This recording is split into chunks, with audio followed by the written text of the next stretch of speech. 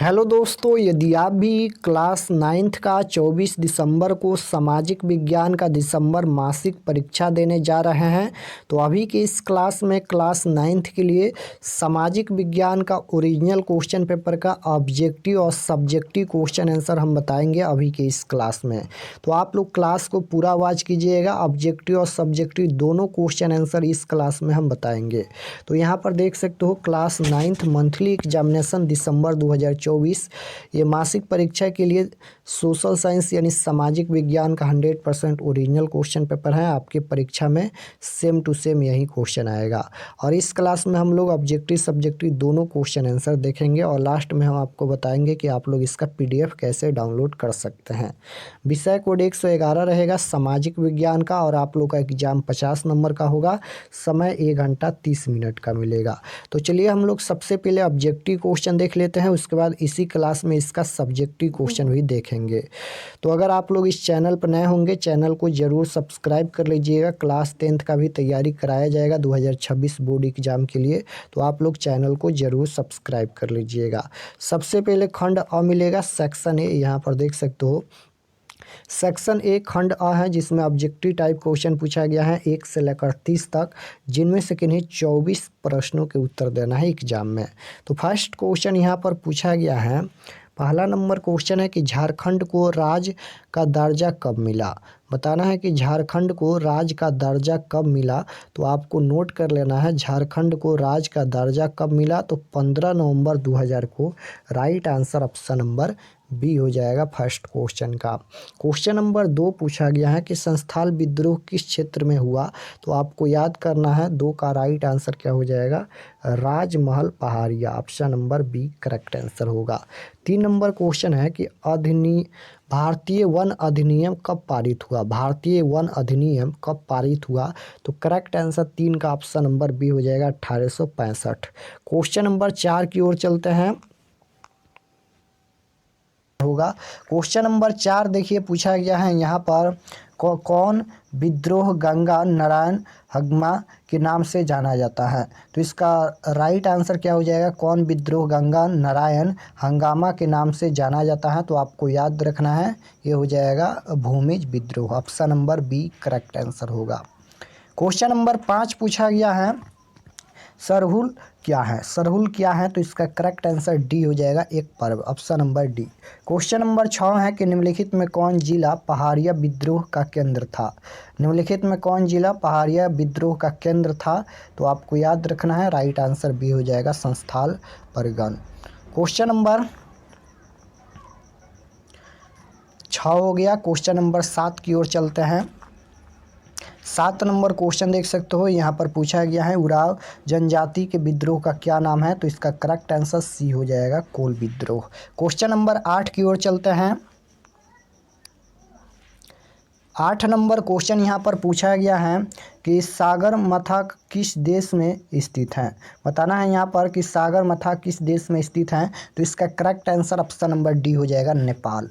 9 number question है कि कर्णाली क्या है। कर्णाली क्या है। तो इसका correct answer option number D हो जाएगा एक नदी। क्वेश्चन नंबर 10 पूछा गया है कि ब्रह्मपुत्र को बांग्लादेश में क्या कहा जाता है, किस नाम से जाना जाता है। तो इसका करेक्ट आंसर क्या हो जाएगा, तो जमुना हो जाएगा। Option number A correct answer होगा। निम्नलिखित में कौन श्रीलंका को भारत से अलग करता है। निम्नलिखित में कौन श्रीलंका को भारत से अलग करता है। तो आपको याद रखना है ये हो जाएगा पाक जल संधि। Option number A correct answer. Question number 11 हो गया। 12 नंबर क्वेश्चन देखिए पूछा गया है कि सिंधु नदी किस दिशा में प्रवाहित होती हैं। सिंधु नदी किस दिशा में प्रवाहित होती हैं। तो इसका correct answer option number C हो जाएगा उत्तर दक्षिण। क्वेश्चन नंबर 13 पूछा गया है कि पशुपतिनाथ मंदिर कहाँ है। तो इसका करेक्ट आंसर 13 नंबर का option number C right answer हो जाएगा नेपाल। 14 नंबर क्वेश्चन है भूटान की राजधानी कहाँ है। भूटान की राजधानी कहाँ है। तो आपको याद रखना है भूटान की राजधानी कहाँ है। तो ये हो जाएगा Thimphu. Option number C correct answer होगा। क्वेश्चन नंबर 15 देखिए पूछा गया है 15 नंबर क्वेश्चन, पूर्व का मोती है, तो इसका करेक्ट आंसर 15 का डी हो जाएगा, म्यांमार। 16 है निम्नलिखित में कौन तीव्र ज्वर का कारण है, तो 16 का right answer option number B हो जाएगा, विषाणु। क्वेश्चन नंबर 17 पूछा गया है निम्नलिखित में कौन मानवीय दुर्घटना का उदाहरण है, तो इसका करेक्ट आंसर 17 का क्या हो जाएगा, ऑप्शन नंबर डी हो जाएगा, रेल दुर्घटना। क्वेश्चन नंबर 18 है कि प्रतिशत बेरोजगारी मुख्य रूप से किस क्षेत्र में पाई जाती है, तो इसका करेक्ट आंसर 18 का क्या हो जाएगा, बी हो जाएगा, कृषि क्षेत्र। क्वेश्चन नंबर 19 पूछा गया है देश की प्रमुख आर्थिक समस्या क्या है, देश की प्रमुख आर्थिक समस्या क्या है, तो इसका correct answer option number D हो जाएगा, गरीबी तथा बेकारी। 20 है अंत्योदय कार्ड किसके लिए निर्गत किया जाता है, तो इसका करेक्ट आंसर 20 का बी हो जाएगा, निर्धनों के लिए। क्वेश्चन नंबर 21 देखिए पूछा गया है यहाँ पर 21 नंबर क्वेश्चन, शीतकालीन फसल किसे कहा जाता है, तो इसका करेक्ट आंसर 21 का बी हो जाएगा, रबी फसल। क्वेश्चन नंबर 22 है हरित क्रांति किससे संबंधित है, हरित क्रांति किससे संबंधित है, तो ये खदान फसल हो जाएगा, option number C correct answer होगा। 23 नंबर क्वेश्चन है कि मुख्य चुनाव आयुक्त की नियुक्ति कौन करता है, तो इसका correct answer option number B हो जाएगा, राष्ट्रपति। चुनाव चिन्ह कौन आवंटित करता है, तो ये हो जाएगा चुनाव चिन्ह कौन आवंटित करता है, तो इसका करेक्ट आंसर हो जाएगा चुनाव आयोग, option number D. Question number 25 पूछा गया है कि पिछड़ी जाति आयोग का गठन कब हुआ, तो इसका करेक्ट आंसर 25 का ऑप्शन नंबर ए हो जाएगा, 1979। क्वेश्चन नंबर 26 है भारत में मतदान के लिए न्यूनतम आयु क्या होनी चाहिए, तो 18 वर्ष होनी चाहिए, राइट आंसर बी हो जाएगा। 27 नंबर क्वेश्चन है भारत में चुनाव कराने की जिम्मेदारी किस संस्था की है, तो राइट आंसर 27 का डी हो जाएगा, चुनाव आयोग। क्वेश्चन नंबर 28 देखिए यहाँ पर ये 28 नंबर क्वेश्चन है। 28 नंबर क्वेश्चन है किस देश की संसद को नेशनल असेंबली कहा जाता है, तो इसका करेक्ट आंसर 28 का ये हो जाएगा, फ्रांस। क्वेश्चन नंबर 29 है कि भारतीय संसद में शामिल है, तो इसका करेक्ट आंसर 29 का सी हो जाएगा, राष्ट्रपति। 30 है कि निम्न सदन किसे कहा जाता है, तो इसका करेक्ट आंसर क्या हो जाएगा, 30 का ऑप्शन नंबर बी हो जाएगा, लोकसभा को। तो यहाँ पर हम लोग क्लास 9th के सोशल साइंस यानी सामाजिक विज्ञान के 30 क्वेश्चन देखे हैं, जिनमें से आपके एग्जाम में 25 प्रश्नों का उत्तर देना है, तो आप लोग 25 प्रश्न बना लीजिएगा। और चैनल पर नए होंगे तो चैनल को ज़रूर सब्सक्राइब कर लीजिएगा। क्लास 10th का भी तैयारी इस चैनल पर कराया जाएगा 2026 बोर्ड परीक्षा के लिए, तो आप लोग चैनल को ज़रूर सब्सक्राइब कर लीजिए। तो यहाँ पर देख सकते हो खंड अ के बाद खंड ब मिलेगा, सेक्शन बी, जिसमें सबसे पहले लघु उत्तरीय प्रश्न पूछा जाएगा। प्रश्न संख्या 1 से 10 तक लघु उत्तरीय प्रश्न है, किन्हीं 5 प्रश्नों के उत्तर देना है, यानी 10 क्वेश्चन पूछा जाएगा लघु उत्तरीय प्रश्न से, जिनमें से किन्हीं 5 प्रश्नों के उत्तर देना है। तो आइए हम लोग क्वेश्चन देख लेते हैं, उसके बाद इसका आंसर भी देखेंगे इस क्लास में। तो जैसे हिस्ट्री का क्वेश्चन पूछा गया है, पहला नंबर कि भारतीय वन अधिनियम के 2 उद्देश्य बताए, यानी 2 क्वेश्चन पूछा गया है हिस्ट्री से, जिनमें से एक का ही आंसर देना है।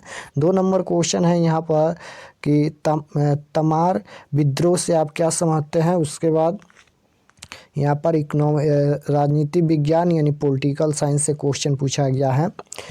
3 नंबर क्वेश्चन है राजनीतिक प्रतिबद्धता क्या है, उसके बाद है कि मतदाता सूची से आप क्या समझते हैं, उसके बाद है कि तकनीकी बेरोजगारी क्या है, उसके बाद है यहाँ पर 7 है दो आब का अर्थ क्या है, उसके बाद है कि श्रीलंका के 2 मुख्य बंदरगाहों के नाम लिखे, उसके बाद है कि प्रकृति आपदा के 2 उदाहरण दे, उसके बाद है 10 नंबर कि सड़क दुर्घटना के 2 मुख्य कारण बताए।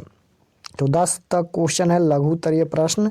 उसके बाद दीर्घ उत्तरीय प्रश्न पूछा गया है, यहाँ पर देख सकते हो लॉन्ग आंसर टाइप क्वेश्चन। प्रश्न संख्या 11 से दीर्घ उत्तरीय प्रश्न है, जिनमें से किन्हीं 4 प्रश्नों के उत्तर देना है, प्रत्येक के लिए 4 अंक निर्धारित हैं। तो ये हिस्ट्री का भी 2 क्वेश्चन पूछा गया है, जिनमें से एक का आंसर देना है। तो 11 नंबर क्वेश्चन है कि संस्थाल विद्रोह से आप क्या समझते हैं, उसके बाद सन 1857 ईस्वी के विद्रोह में उनकी क्या भूमिका थी, उसके बाद है कि तिलका मांझी कौन थे, उसने आदिवासी क्षेत्र के लिए क्या किया, उसके बाद है कि राज्यपाल के स्वाविवेकी अधिकारों का वर्णन करें, उसके बाद है कि राष्ट्रपति के प्रमुख अधिकारों का वर्णन करें, उसके बाद 15 नंबर है कि भारतीय कृषि के पिछड़ेपन को कारणों का वर्णन करें, उसके बाद है कि भारत में बेकारी के प्रमुख कारण क्या है। उसके बाद है कि पाकिस्तान की जलवायु की विशेषताओं का वर्णन करें। उसके बाद है कि श्रीलंका की अर्थव्यवस्था में कृषि क्षेत्र की भूमिका का वर्णन करें। तो यहाँ तक क्वेश्चन पूछा गया है। चलिए इसका आंसर भी हम लोग देख लेते हैं। तो यहाँ पर देख सकते हो खंड अ के बाद खंड ब का लघु उत्तरीय प्रश्न का आंसर है। जैसे ये क्वेश्चन नंबर 2 पूछा गया था। यहाँ पर देख सकते हो तमार विद्रोह से आप क्या समझते हैं, ये क्वेश्चन पूछा गया था और इसका आंसर देख सकते हो यहाँ तक लिखा गया है। तो इसका आंसर यहाँ तक लिखे। उसके बाद क्वेश्चन नंबर 3 है। 3 पूछा गया था राजनीतिक प्रतिनिधिता क्या है। तो इसका आंसर यहाँ तक लिख लेना है और अभी हम बताएंगे कि आप लोग इसका आंसर कैसे डाउनलोड कर सकते हैं। उसके बाद 5 नंबर क्वेश्चन है तकनीकी बेरोजगारी क्या है। तो इसका आंसर लिखना है किसी उद्योग या व्यवसाय से तकनीकी परिवर्तन या उत्पादन के नए तरीकों के कारण उत्पन्न बेरोजगारी है। तो इसका आंसर यहाँ तक लिखना है। उसके बाद क्वेश्चन नंबर 7 पूछा गया था कि दोआब का अर्थ क्या है। तो इसका आंसर लिखना है कि दोआब का मतलब है दो नदियों के बीच की ज़मीन। यह शब्द फारसी से लिया गया है जिसमें दो का अर्थ है दो और आब का अर्थ है पानी। दोआब शब्द का इस्तेमाल दक्षिण एशिया में किया जाता है। भारत में दोआब का मतलब खास तौर पर गंगा और यमुना के बीच की ज़मीन से है। यह उत्तर प्रदेश में शिवालिक पहाड़ियों से लेकर इलाहाबाद में दोनों नदियों से संगम तक फैला हुआ है। तो इसका आंसर यहाँ तक लिखना है। उसके बाद क्वेश्चन नंबर 9 पूछा गया था कि प्राकृतिक आपदा के 2 उदाहरण दे। तो इसका आंसर लिखना है कि प्राकृतिक आपदाएं अप्रत्याशित और भयानक घटनाएं होती हैं जिसने भारी नुकसान और हादसों का सामना करना पड़ता है। इससे लोगों, इमारतों, अर्थव्यवस्थाओं या पर्यावरण को गंभीर नुकसान पहुंचाता है। प्रभावित समुदाय अकेले इनसे निपट नहीं पाता। तो इसका आंसर यहाँ तक लिखना है। यहाँ तक इसका आंसर लिखना है। एक प्राकृतिक आपदा भूकंप, बाढ़, ज्वालामुखी विस्फोट, भूस्खलन, तूफानी आदि के हो सकते हैं। देखिए आपदा 2 प्रकार की होता है, एक प्राकृतिक आपदा और एक मानव जनित आपदा। प्राकृतिक आपदा प्रकृति के रूप में घटित होता है, जैसे बाढ़ हो गया। ये बाढ़ प्रकृति के रूप में आता है, यानी बताकर नहीं आता है। और भूकंप भी ये प्राकृतिक आपदा है, प्रकृति के रूप में घटित होता है। और मानव जनित आपदा मानव के द्वारा घटित होता है, जैसे आतंकवाद हो गया, ये सभी हो गया। मानव जनित आपदा और प्राकृतिक आपदा 2 प्रकार के आपदा होते हैं, आपको याद रखना है। उसके बाद दीर्घ उत्तरीय प्रश्न पूछा गया था। ये क्वेश्चन नंबर 11 पूछा गया था कि संस्थाल विद्रोह से आप क्या समझते हैं। सन 1857 ईस्वी के विद्रोह में उसकी क्या भूमिका थी। तो इसका आंसर लिखना है। देख सकते हो कि संस्थाल विद्रोह, जिसे संस्थाल हुल के रूप में भी जाना जाता है, संस्थाल जनजाति द्वारा ब्रिटिश ईस्ट इंडिया कंपनी, जमींदार और सामंतवादियों की क्रूर नीतियों के खिलाफ पूर्वी भारत में वर्तमान झारखंड और पश्चिम बंगाल का एक विद्रोह था। यह 1855 को शुरू हुआ और 1856 तक चला। तो इसका आंसर यहाँ तक लिखना है। उसके बाद क्वेश्चन नंबर 14 पूछा गया था राष्ट्रपति के प्रमुख अधिकारों का वर्णन करें। तो इसका आंसर लिख लेना है, देख सकते हो यहाँ तक। उसके बाद 16 नंबर क्वेश्चन पूछा गया था कि भारत में बेकारी के प्रमुख कारण क्या है। तो इसका आंसर लिखना है कि भारत में बेरोजगारी विभिन्न कारकों से प्रभावित होती है, जिनमें ग्रामीण और शहरी क्षेत्र, जनसंख्याकी चुनौतियों, कौशल असंतुलन, सीमित रोजगार सृजन, युवाओं में उच्च बेरोजगारी, सामाजिक मानदंड जो महिलाओं को रोजगार लेने जारी रखने से रोकते हैं, अनौपचारिक क्षेत्र और कौशल नौकरी असंतुलन शामिल है। तो इसका आंसर यहाँ तक लिखना है। उसके बाद 17 नंबर क्वेश्चन पूछा गया था कि पाकिस्तान की जलवायु की विशेषताओं का वर्णन करें। तो इसका आंसर लिखना है पाकिस्तान की जलवायु मानसूनी एवं उष्ण मरुस्थलीय है। यहाँ गर्मी के मौसम में बहुत गर्मी और जाड़े के मौसम में कड़ाके की सर्दी पड़ती है। जाड़े के मौसम में यहाँ का औसत तापमान 7 डिग्री से कम रहता है और उत्तर के पर्वतीय भाग में बर्फ़ जमा रहता है। गर्मी के दिनों में यहाँ का तापमान 45 डिग्री तक पहुँच जाता है। तो इसका आंसर यहाँ तक लिखना है। तो इतना ही प्रश्न पूछा गया था और हम सभी प्रश्न का आंसर दिखा दिए। अब चलिए हम आपको बताते हैं कि आप लोग इसका सब्जेक्टिव क्वेश्चन कैसे डाउनलोड कर सकते हैं पीडीएफ में। और अगर आप लोग इस चैनल पर नए होंगे तो चैनल को ज़रूर सब्सक्राइब कर लीजिएगा ताकि आने वाले नेक्स्ट क्लास आपके पास ज़रूर पहुँचे। चलिए बताते हैं कि आप लोग ऑब्जेक्टिव सब्जेक्टिव क्वेश्चन आंसर कैसे डाउनलोड कर सकते हैं। तो इसका ऑब्जेक्टिव और सब्जेक्टिव क्वेश्चन आंसर डाउनलोड करने के लिए गूगल पर चले आना है और आपको सर्च करना है RK एक्सपर्ट क्लासेस। देख सकते हो गूगल पर आना है, सर्च करना है RK एक्सपर्ट क्लासेस।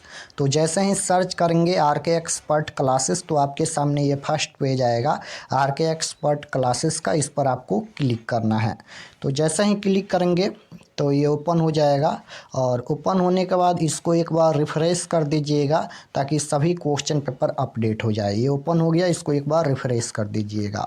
रिफ़्रेश करने के बाद आपको नीचे आना है। जब भी आइएगा तो एक बार रिफ़्रेश कर दीजिएगा ताकि सभी क्वेश्चन पेपर अपडेट हो जाए।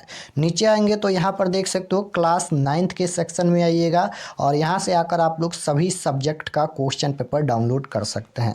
जैसे आप लोग को साइंस का डाउनलोड करना है तो यहाँ पर देख सकते हो 24 दिसंबर 9th science original question paper, इस पर आपको क्लिक करना है।